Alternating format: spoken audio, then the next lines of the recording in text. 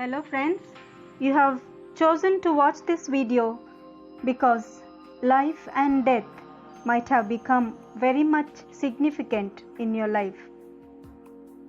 The beauty of these blooming flowers reminds us of freshness of life. Every fresh breath we breathe provides us with new life. Why do flowers fade away in a day or two? It's because their lifespan is over. Their task is well done. It is the same thing that happens to our life too. We might have faced with deep sorrow at the bereavement of our loved ones. Life and death, the two most basic components of every living person or thing on earth. In life, one thing is absolutely certain: death. From the moment we are born, we are in a sense dying, and the sooner we realize how impermanent this life is, the less entangled we'll get into superficial things that bring pain to our hearts. I'm going to narrate to you a beautiful Buddhist story which illustrates the inevitability of death as well as the importance of accepting the fact that every person alive, our loved ones included, will draw their last breath one day. Let me start the story. Once, Buddha was staying in a village. A woman came to him, weeping and crying and screaming. Her child, her only child, had suddenly died. Because Buddha was in the village, people said, "Don't weep, go to this great man. People say he is infinite compassion. If he wills it, the child can revive. So don't weep, go to this Buddha." As soon as the woman heard about Buddha, she came with the dead child, crying, weeping, and the whole village followed her. The whole village was affected. Buddha's disciples were also affected. They started praying in their minds that Buddha would have compassion. He might bless the child so that he will be revived and resurrected. Many disciples of Buddha started weeping.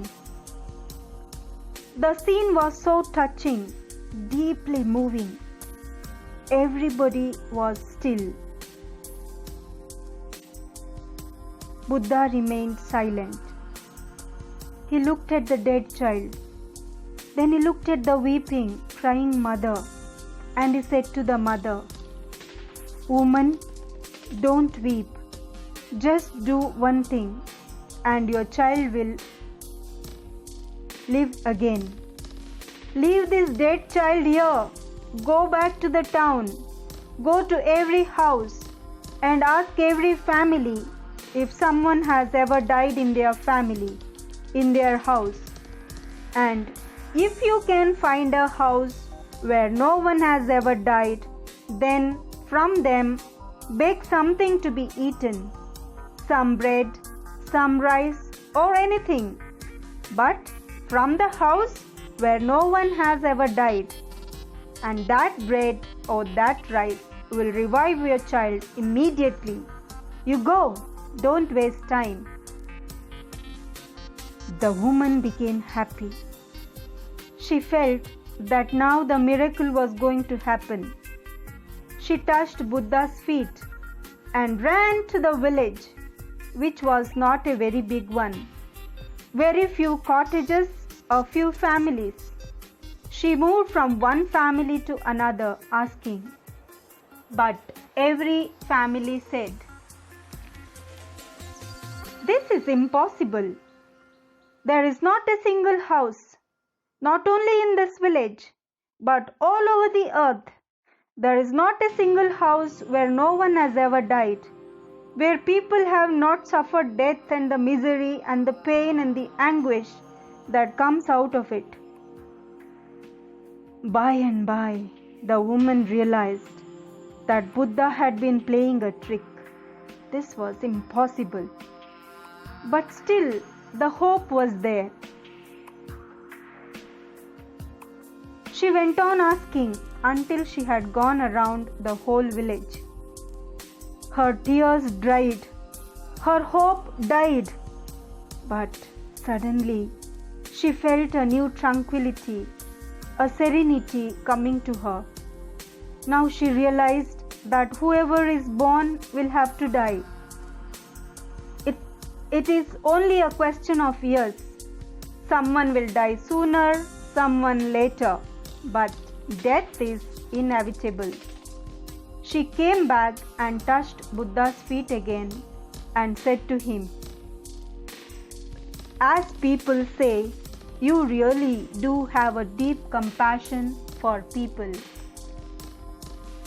Dear friends, life gives each one of us endless opportunities to be happy and free. So let's enjoy it to the fullest and never forget to be thankful for being alive. As you wake up in the morning, be conscious of the new life, new opportunities you are given. Be optimistic to spread the new life with everyone you meet. Dear friends, thanks for watching. Subscribe to my channel.